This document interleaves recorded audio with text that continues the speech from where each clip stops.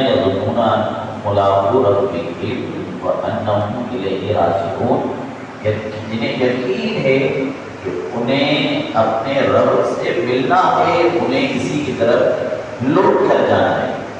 اس جگہ زن یعنی گمان کا میں نے یقین ہے، یہ عاشقین کی دو صفات ہے۔ نمبر ایک، خاشع وہ ہوتا ہے جو قیامت کے روز اللہ پاک کے حضور حاضری کو یقین رکھتا ہے، اللہ کے حضور پیشی کا خوف اس کے دل میں ہے۔ اور دوسرا خاشع ہوتا ہے جو موت کو اس دنیا سے پلٹ کر اپنے رب کی طرف جانے کو ہر لمحے اپنے پیش نظر رکھتا ہے۔ مشہور مفسر قرآن مفتی احمد نعیمی رحمۃ اللہ علیہ اس آیت کریمہ کی وضاحت کرتے ہوئے لکھتے ہیں کہ بنی اسرائیل کو ایمان لانے کا حکم دیا گیا، ایمان لے آؤ، مگر یہ ایک بار بہت بھاری تھا کیونکہ انہیں اپنے منصب، اپنے جو عہدے یہ چھوٹتے ہوئے نظر آ رہے تھے، جو پیسے اور آمدن تھی وہ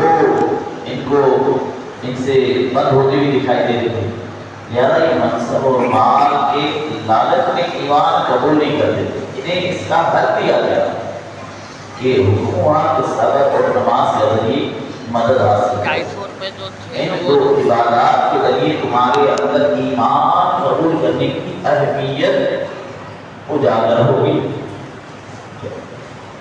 اب مسئلہ یہ تھا کہ نماز خود بہت دشوار جو عبادت ہے، پابندی کے ساتھ پورے خشوع و خضوع کے ساتھ نماز پڑھنا یہ آسان نہیں ہے۔ دوسرے لفظ میں یوں کہہ لیجیے کہ ایک مشکل کام کا جو حکم دیا گیا، جو مشکل کام کا حل دیا گیا وہ بھی مشکل تھا، چنانچہ اس کی آسانی کی تدبیر بیان کی گئی۔ فرمایا کہ اپنے رب سے ملاقات اور اس کی طرف پلٹ کر جانے کا خیال دل میں جماؤ۔ جب دل میں یہ خیال پیدا ہو جائے گا تو دنیوی فکروں سے نجات مل جائے گی، دنیوی فکروں سے نجات مل گئی تو دل کو قرار مل جائے گا، دل کو قرار آ گیا تو نماز آسان ہو جائے گی، بلکہ نماز لذت ملنے لگے گی۔ جب لذت ملنے لگے گی تو دل میں نماز کی محبت ابھرے گی، اس سے تم نماز کے پابند ہو جاؤ گے۔ جب نماز کے پابند ہو جاؤ گے تو اس کی برکت سے سب مشکلیں آسان ہو جائیں گی۔ سبحان اللہ، پیارے محمد اسلامی بھائی، اس ترتیب پر غور فرمائیں کہ سب سے پہلی چیز جو درکار ہے وہی خوف خدا، اللہ پاک کے حضور حاضری کا تصور، موت کی یاد۔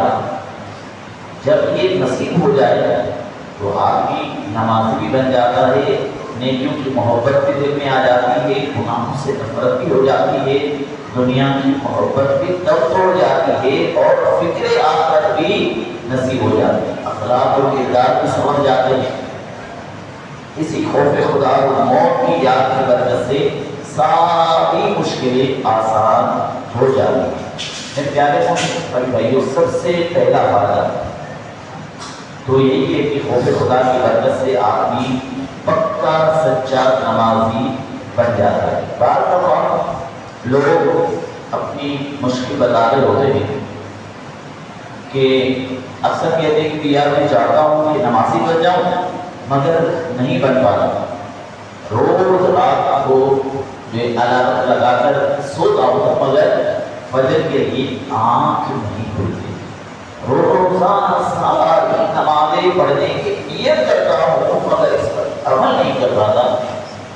اس مشکل کام کا بہترین علاج قرآن کریم نے ہمیں بتایا، فرمایا الذین یظنون انہم ملاقو ربہم انہم الیہ راجعون، کہ جو یقین رکھتے ہیں اپنے رب سے ملاقات کا اور انہیں کی طرف لوٹ کر جائیں، یعنی وہ جو نمازی بننا چاہتے ہیں مگر نہیں بن پاتے، جن کے دل نماز کی طرف مائل نہیں ہو پاتے، جن کے دلوں پہ نماز کا شوق نہیں ہے، جن کو دنیوی مصروفیات نمازوں سے اور دوسرے نیک کاموں سے غافل کر دیتی ہے، انہیں چاہیے کہ رب کے حضور حاضری کا تصور ہونا ہے، موت کو کثرت سے یاد کیا جائے، اس کی برکت سے نمازوں اور نیکیوں کی محبت بڑھ جائے گی اور اس پر استقامت بھی نصیب ہو جائے گی اور انشاءاللہ پکے سچے نمازی بن جائیں گے۔ حافظ علامہ عبدالعزیز رحمۃ اللہ علیہ ایک مرتبہ میلاد شریف کے جلسے میں بیان کرتے ہوئے ارشاد فرمایا، بڑی پیاری بات ارشاد فرمائی ہے، توجہ سے سنیں گے تو پھر ہمارا بھی ذہن بنے گا کہ ہم نماز کے لیے کیوں نہیں اٹھ پاتے۔ آپ نے جلسے میں بیان کرتے ہوئے بتایا کہ ایک انسان جو کئی راتوں کا جاگا ہوا ہے، ایک ہوتا ہے ایک رات کا جاگا ہوا ہے، کئی راتوں کا جاگا ہوا، اس کی حالت کیا ہوگی؟ بعض اوقات آپ نے دیکھا ہے کہ گھر میں کوئی فنکشن ہے یا کوئی سب ایونٹ آ گیا، موت کا، میت کا یا شادی کا یا کوئی ایسی مصروفیات ہو گئی جس میں بندہ سو نہیں سکا، پوری رات مصروفیات تھی، ایک رات جب سوتا نہیں ہے تو اس کا دماغ چکرانے لگ جاتا ہے اور بڑی تھکاوٹ محسوس کرتا ہے، جو کئی راتوں سے نہیں سویا اس کی حالت کیا ہوئی؟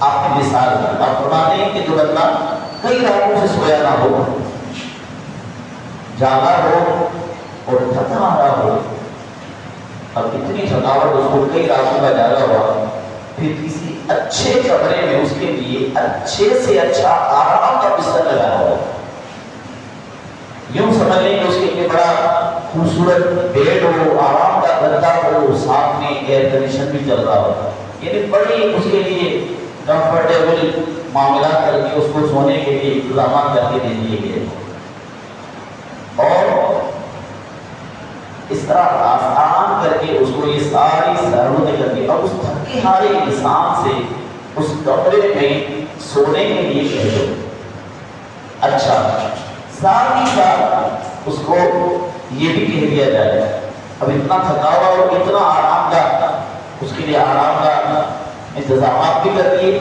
لیکن ساتھ ہی ساتھ اس کو ایک جملہ یہ بھی کہہ دیا جائے کہ کمرے میں ایک سانپ بھی گھس گیا ہے،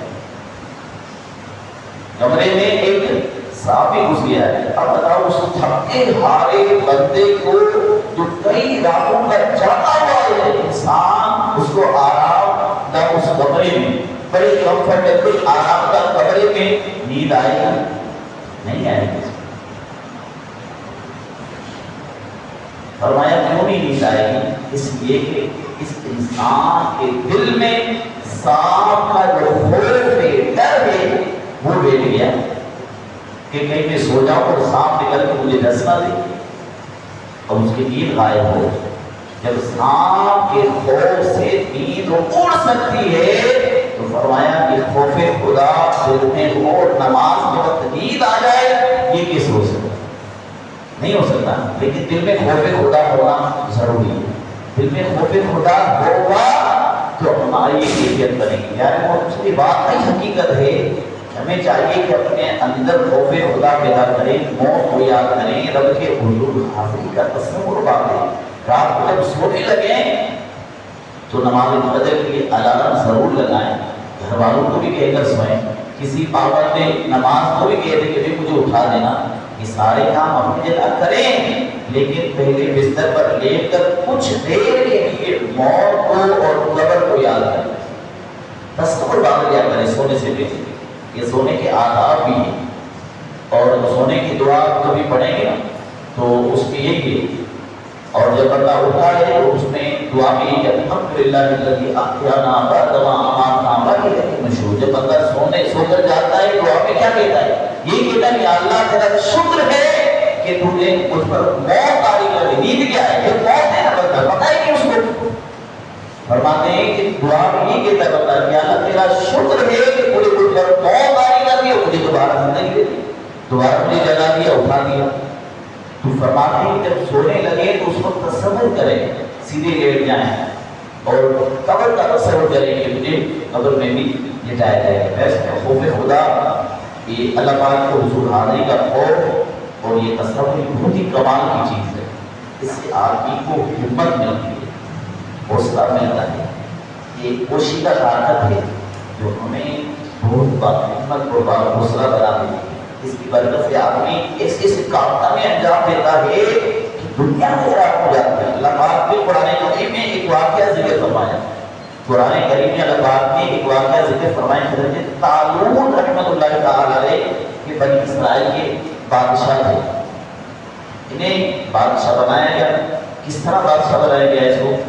اس وقت کے نبی اسلام، اس وقت جو نبی تھے ان کو وحی کی اللہ تعالیٰ نے، اللہ پاک کے حکم سے انہیں بادشاہ مقرر کر دیا گیا. جب یہ بادشاہ بن گئے اس وقت ایک بڑا غیر مسلم ایک شخص تھا، اس کا نام تھا جالوت. یہ حضرت طالوت رحمۃ اللہ علیہ نے بڑا لشکر جمع کیا اور جالوت سے جنگ کے لیے روانہ ہو گئے. جب یہ لشکر جنگ کے لیے جا رہا تھا تو راستے میں اللہ پاک نے ان کو امتحان میں ڈالنے کی ترکیب میں ان پر ایک امتحان دیا. آپ نے دیکھا ہوگا کہ جو حق پر چلتا ہے، جو سیدھے راستے پر ہوتا ہے، اس پر امتحان آتا ہے. وہ بندہ جب اس امتحان میں کامیاب ہوتا ہے، ثابت قدم رہتا ہے، تو اس کو انعام ملتا ہے. اللہ تعالیٰ نے ان پر امتحان ڈالا. وہ کیا کہ ان کے راستے میں فرمایا گیا کہ نہر آئے گی پانی کی. وہ لشکر میں جتنے لوگ شامل ہے، جو پانی پی لے گا اسے واپس گھر بھیج دیا جائے. جو پانی نہیں پیے گا اسے اجازت ہوگی کہ وہ آگے لشکر میں روانہ ہو جائے گا.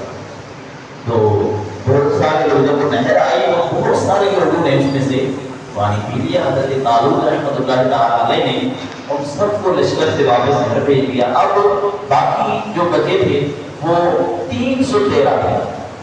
313.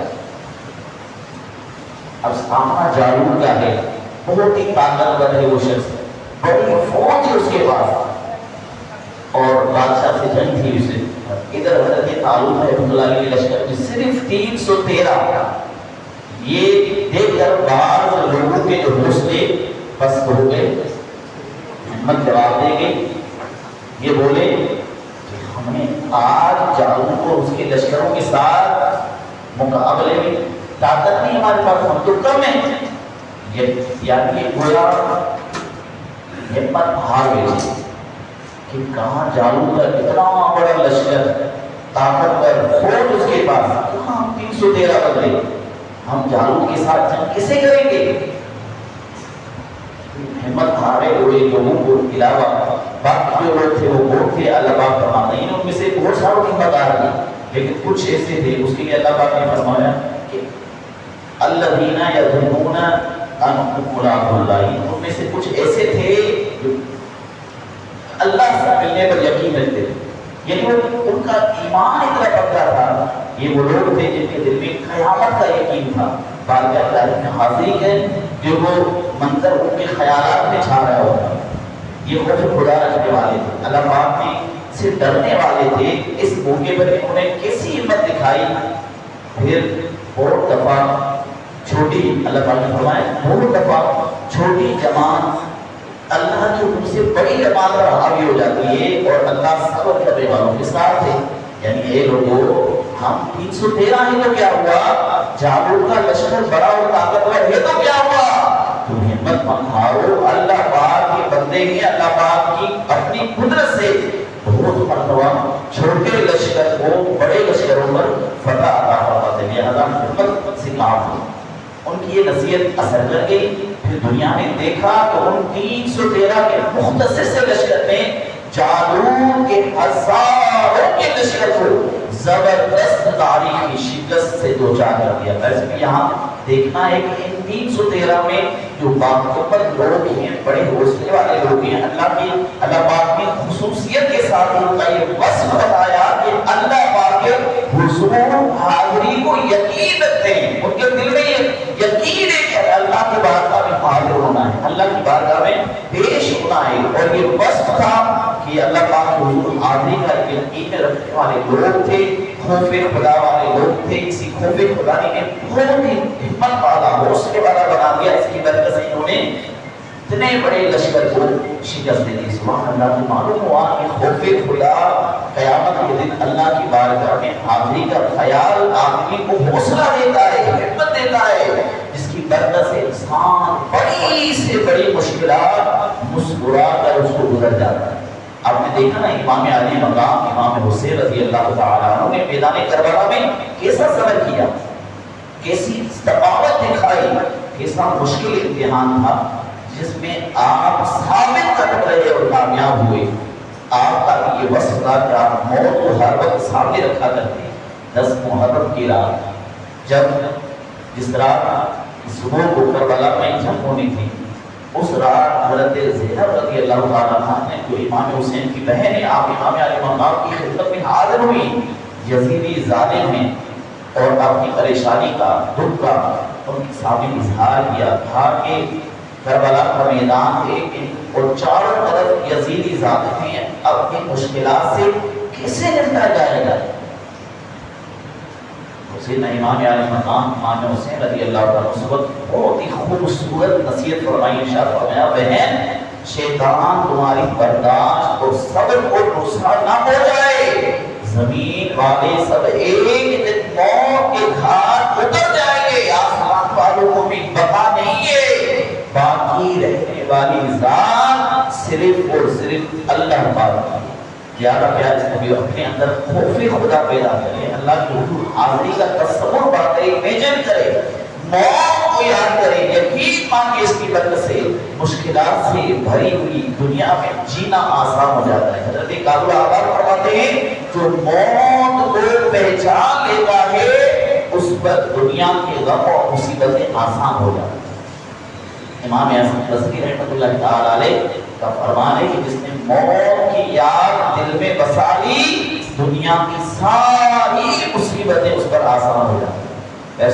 اس میں دل میں قبر و آخرت کا خوف بسانے والوں کو کیا کیا انعامات ملتے ہیں، دل میں خوف خدا بسانے والوں کو جنت کے باغات چشمے عطا کیے جاتے ہیں۔ قرآن کریم فرماتا ہے کہ ان المتقین فی جنات و عیون، بے شک متقی لوگ باغوں اور چشموں میں ہوں۔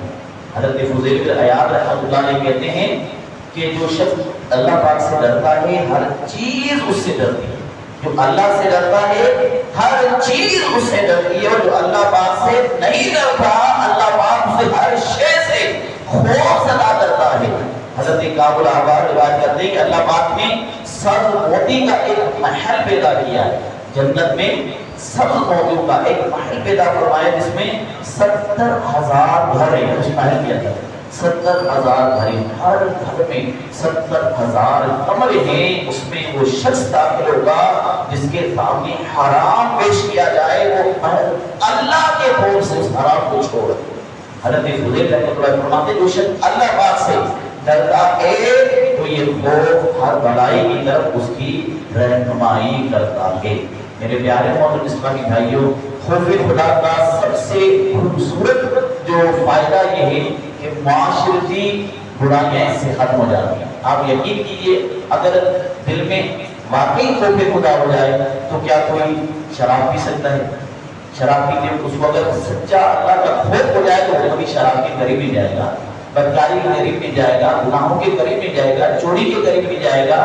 اسی طرح جتنی برائیاں ہیں جب بندے کے اندر اللہ کا خوف آ جائے گا وہ برائیوں سے دور ہو جائے گا۔ پتا چلا کہ اگر معاشرے کو بھی بہترین کرنا ہے تو دل میں خوف خدا پیدا کرنا ہے، اللہ کی بارگاہ میں حاضری کا یقین پیدا کرنا ہے، تو اللہ کی بارگاہ میں حاضر ہونا ہے۔ اب غور کیجیے کہ کسی نے بڑی پیاری مثال دی ہے کہ اگر صرف ہم صبح سے نکلتے ہیں، کوئی اسکول جاتا ہے، کوئی کالج جاتا ہے، کوئی آفس جاتا ہے، کوئی اپنی دکان پر کوئی کاروبار پر جاتا ہے، مختلف شعبوں میں ہر بندہ اپنی ایکٹیویٹیز کرتا ہے، جب شام کو گھر آئے گی مثال دیا بزرگ نے کہ شام کو ہم جیسے ہی گھر پہنچے والد صاحب کو سلام کرے، والد صاحب بولے بیٹا بعد میں فریش ہونا اور بعد میں کھانا پہلے میرے سامنے کھڑے ہو اور بتاؤ کہ صبح سے لے کے شام تک آپ باہر تھے، بتائیں کہ آج کیا کیا گفتگو کی، کیا کیا تم نے جو ہے وہ باتیں کی۔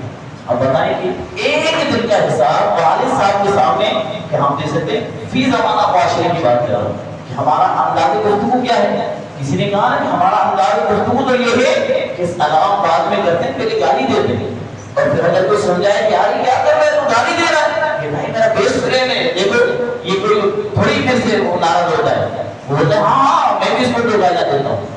یہ انداز ہمارا ہے پیار اس کا بھی۔ اسی طرح اور بہت ساری چیزیں ہمارا انداز گفتگو، ہمارا بات کرنے کا انداز، ہم سامنے والے سے کس طرح صبح سے لے کے شام تک کتنی بار منہ سے ہماری فالتو باتیں نکلی ہوئی، کتنی گالیاں نکلی ہوں گی، کیا ہم میں سے کوئی ایسا ہے جو ایک دن کا حساب اپنے والد صاحب کے سامنے دے سکتا ہے؟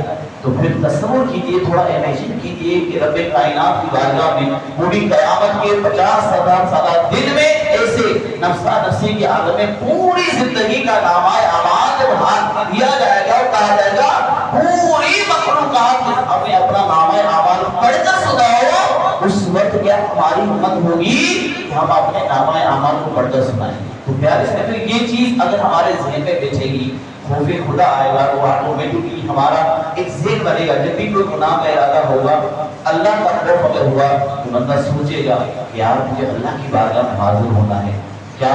तो इसी तरह जब ये चीज़ होगी तो इंशाअल्लाह बुराइयों से खात्मा हो जाएगा, बुराइयों का खात्मा होगा, बंदा नेकियों की तरफ आएगा, हमारा मुआशरा बहुत ही खूबसूरत हो जाएगा और ऐसा होगा कि दुनिया में ही जन्नत का एक तस्वुर पैदा करेगा। अल्लाह रब्बुल इज्जत हम सबको